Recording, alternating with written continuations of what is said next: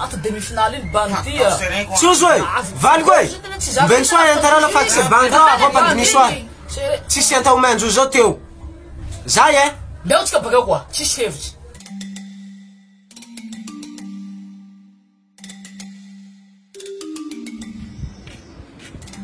Besek se banky na rivo. Sesi hangalaka entanareo. Angareo, ino zany angalanareo entanay reto?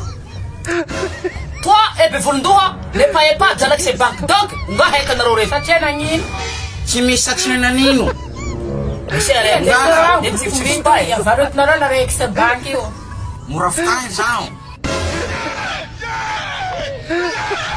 Si, moi e avance. Demain, zahay oui, fipolena eto il faut mangomaro.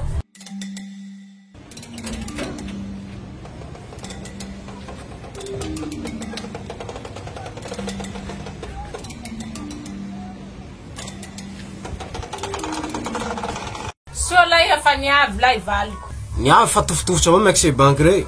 Manao tsy niavy atako se banky re. Tsy haiko lehilahy lavavava niavy teto zay nda i. Lavavava? Olo haiko zao fa tsy se banky zao. Rozy manao fivolagna-mbazaha lika tsy haiko. Hainao avao tegna raha matao bazaka anao miako androzy blokom-biha vilinao hamaray. Tsy haiko se banky zao re. Zaho ka tsy masaky mamily raha iny olo volaninao zao. Rasta. Ka mandeha lakilasy avao. Ae ka lakilasy zao. Ila lakilasy moa ianarako. Mianara English best unspeaking fa oro soa.